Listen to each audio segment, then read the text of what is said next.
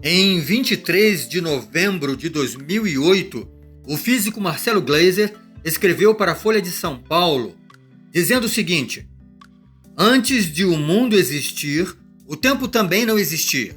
Em linguagem mais moderna, revertemos a questão ao modelo do Big Bang, que diz que o universo teve sua origem há aproximadamente 14 bilhões de anos. Quando afirmamos isso, implicitamente supomos que o tempo, como o conhecemos, começou a passar a partir do Big Bang, o evento que marca a origem cósmica. A pergunta clássica que tantos fazem é: e antes do Big Bang, o que estava acontecendo? Perfeitamente natural a pergunta. Afinal, estamos acostumados com o fluir do tempo, com o passado, o presente e o futuro. Se o Big Bang marca a origem do cosmos, ele marca também a origem do tempo. Segundo a teoria da relatividade de Einstein, que descreve as propriedades do tempo e do espaço, devemos pensar em termos de um espaço-tempo, uma entidade que engloba tanto o tempo quanto o espaço. Um não existe sem o outro. Então, se o Big Bang marca a origem do espaço, marca também a origem do tempo. Isso foi colocado por Marcelo Gleiser, o físico Marcelo Gleiser, na Folha de São Paulo. Então, pergunto a esse grande cientista chamado Marcelo Gleiser, pessoa que muito admiro, o seguinte: há quanto tempo existe o tempo?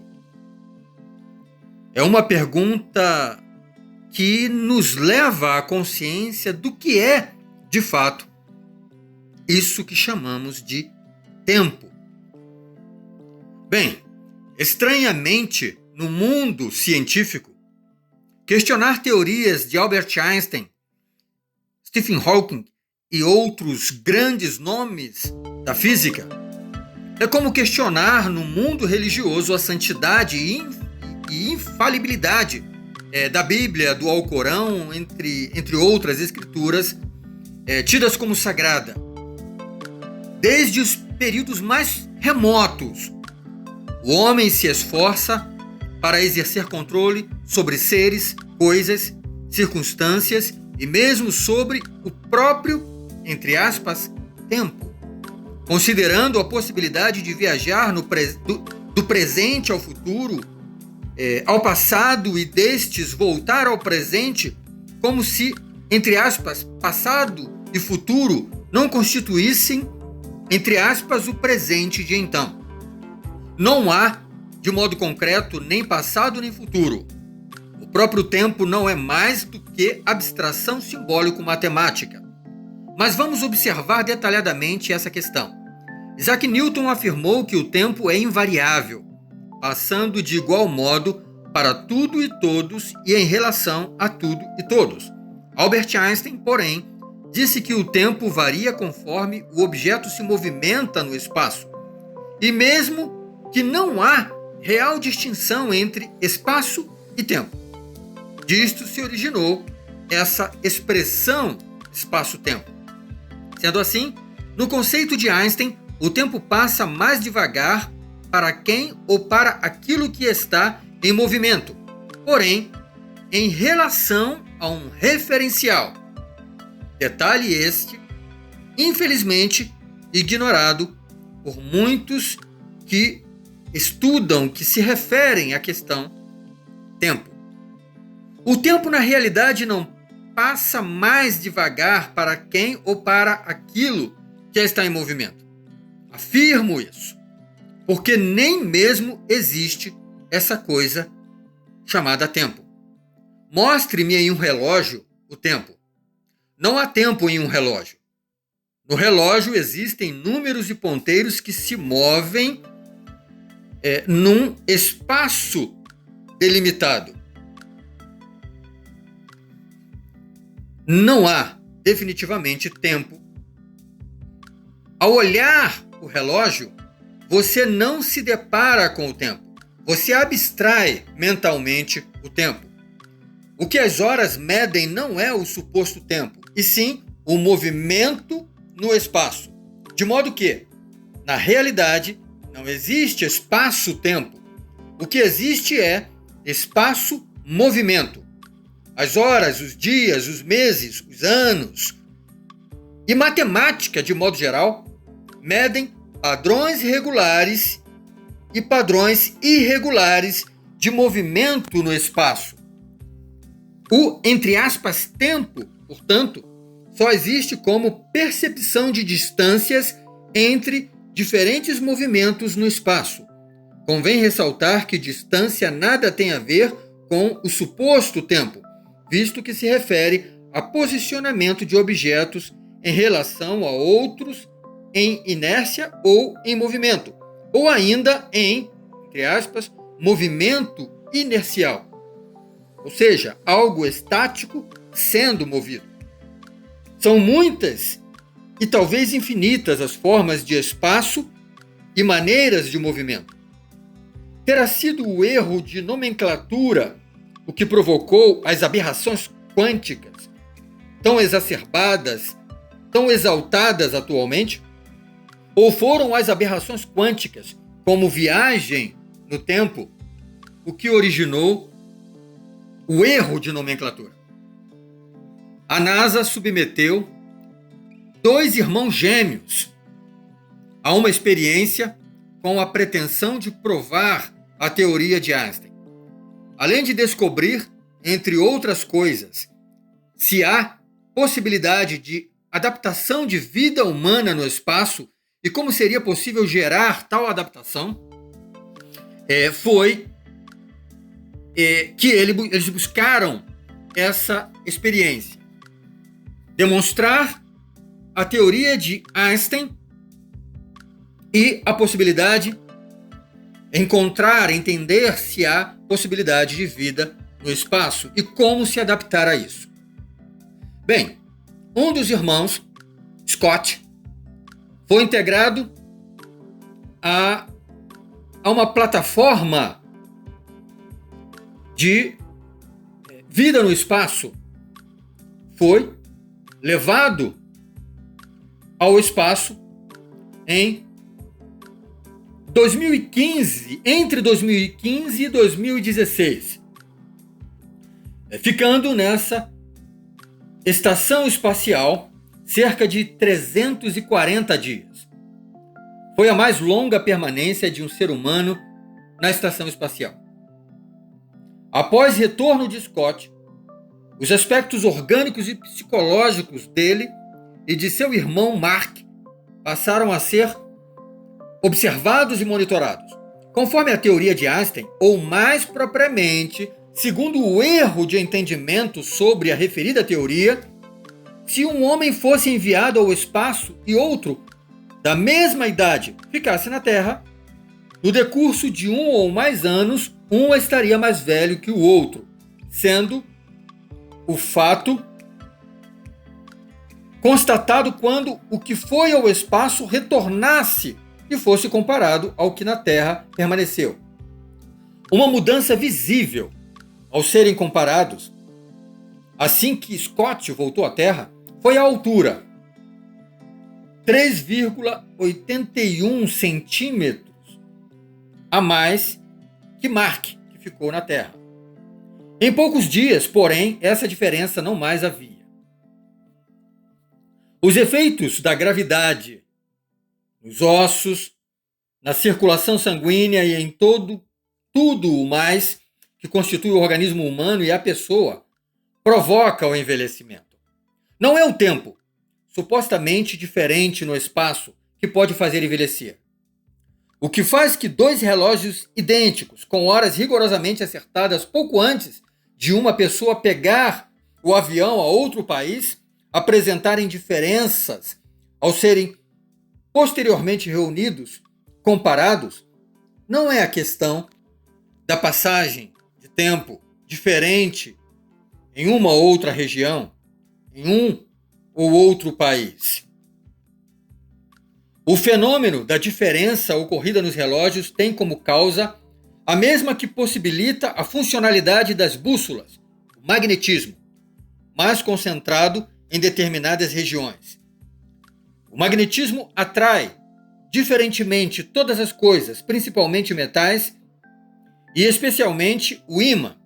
A Terra, de fato, possui um poderoso magnetismo, um campo magnético, e há mesmo áreas que possuem mais concentração de magnetismo, devido aos metais, aos materiais, como o minério, conhecido como magnetita, descoberto pelos chineses no século IV a.C. Inclusive, essa descoberta possibilitou uma infinidade de adaptações tecnológicas. A velhice e todo o desenvolvimento de todos os organismos e coisas nada tem em relação ao suposto tempo.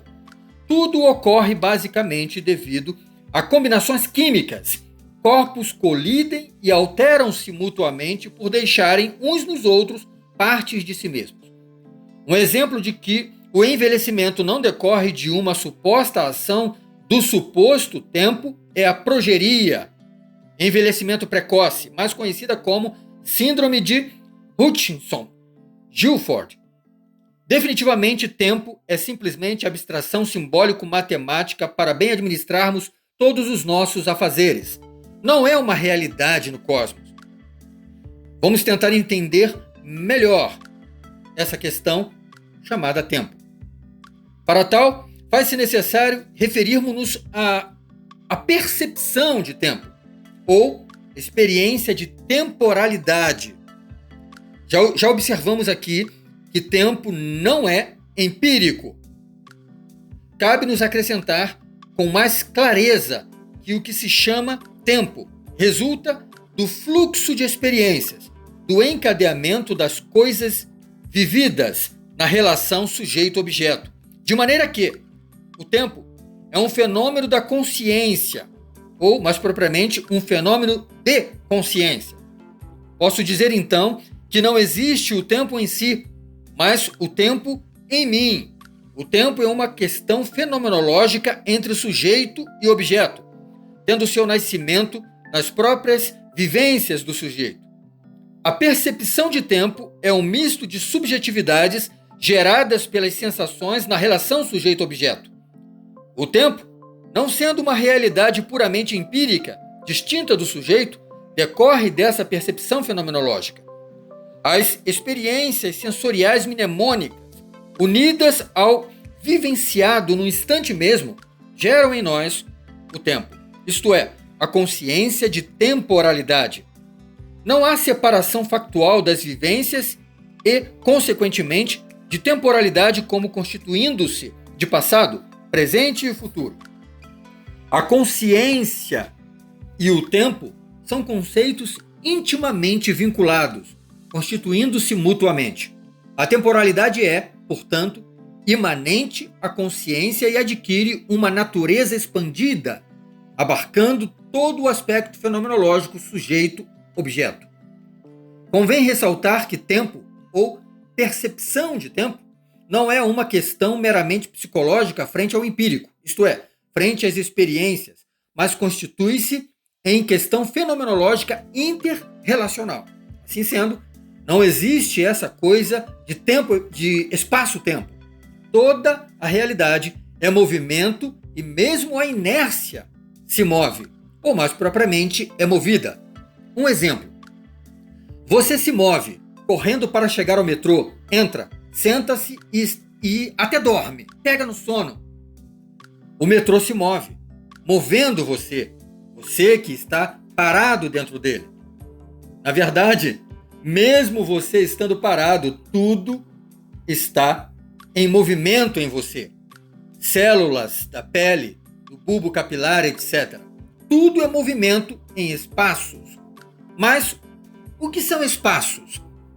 De certo modo, já deixamos implícito o que são espaços. Mas vamos esclarecer um pouco mais essa questão. Assim como o tempo, também não existe na realidade empírica factual isso que se chama espaço, bem como não existem distâncias, nem tamanho e nem peso, e de certo modo nem o próprio movimento.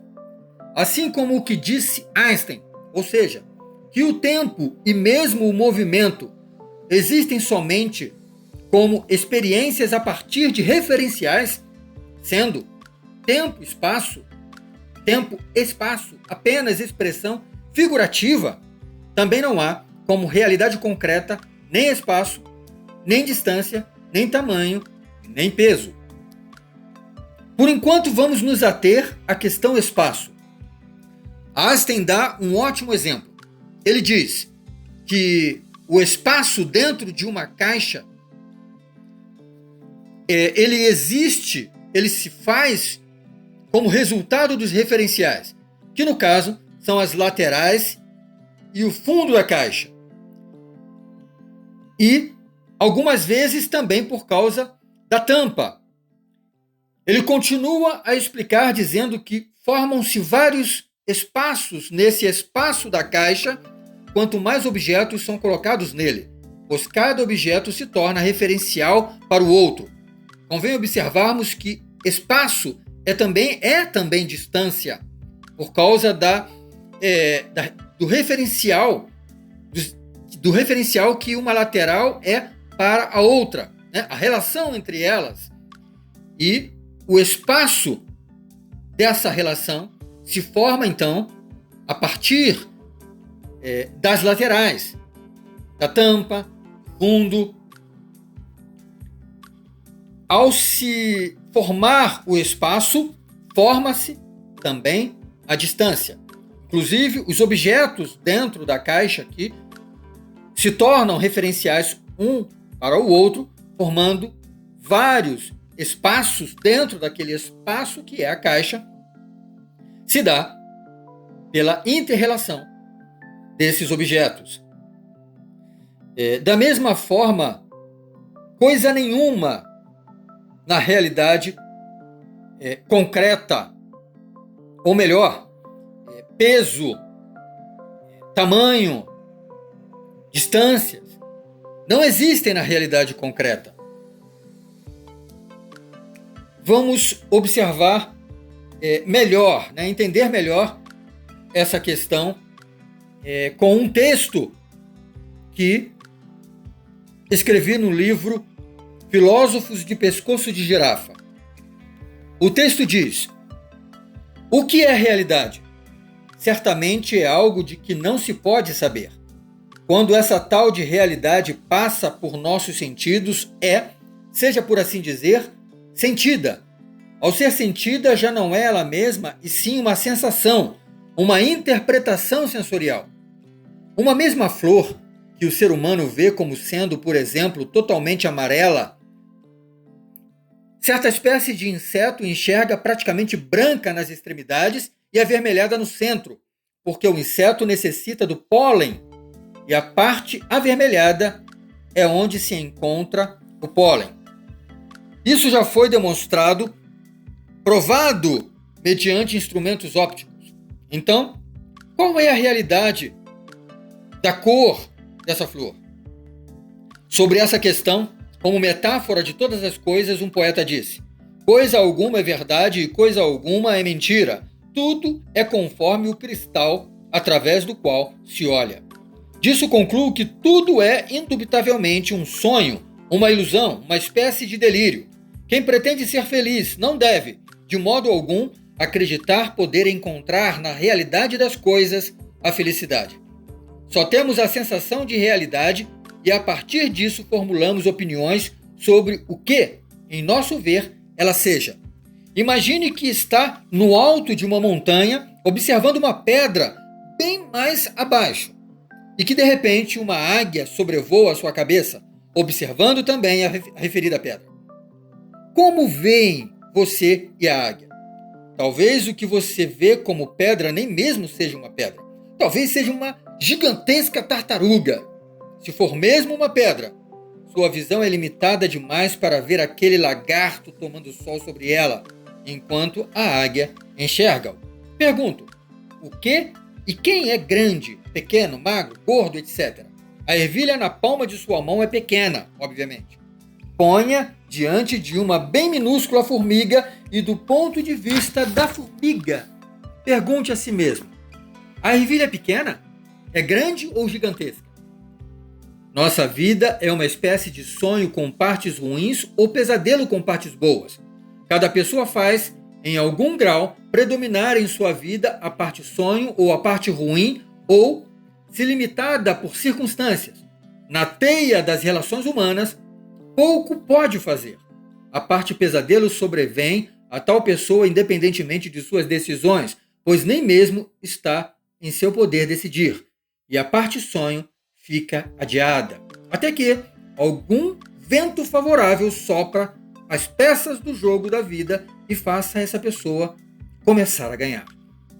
A partir de então, sua responsabilidade aumentará, pois o poder de decidir lhe será, assim, devolvido.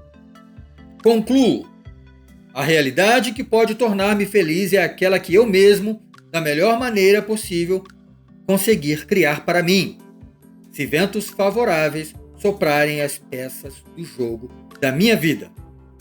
O acaso algumas vezes acontece e não por acaso. Bem, voltando diretamente às questões tratadas aqui, imagino que alguns físicos com egos feridos devem estar questionando as minhas observações, e de fato toda pessoa deve questionar. Mas não por eu não ser físico, não por minhas observações não estarem amparadas por fórmulas matemáticas. Aliás, fórmulas matemáticas não fazem a pessoa observar as questões e só existem a partir das observações, como teorização ou sistematização simbólica do que tenha sido observado, analisado. Definitivamente, o que conhecemos como tempo não surgiu com o Big Bang, e sim com o homem, ou mais propriamente, com o fenômeno chamado consciência. Talvez no instante em que o homem primitivo tomou consciência da finitude e, temendo a morte, buscou intervir, tentando controlar a permanência do ser, criando rituais não só para tentar fazer chover ou parar de chover, mas também para, seja por assim dizer, tornar-se eterno. Eternidade é o mais ingênuo e ainda assim, talvez o mais útil dos conceitos humanos. Que tal a gente abrir um pouco mais o leque da questão e falarmos sobre a chamada teoria de tudo, ou teoria do todo, pretendida por diferentes físicos. Infelizmente, o espaço aqui não seria adequado, né? Ficaria muito longa essas observações, como já estão. Sendo assim, eu termino aqui dizendo a vocês que essas questões de tempo, de movimento, teoria de tudo, enfim, essas questões encontram-se em um livro que escrevi. Esse livro, ele tem o título de Explodindo o Big Bang, uma abordagem filosófica sobre o universo e as leis da física. Está disponível em formato físico pela plataforma WeClub e Amazon. Busque no Google e você encontrará esse livro. Repetindo o título, Explodindo o Big Bang, uma abordagem filosófica sobre o universo e as leis da física. Até o nosso próximo encontro aqui.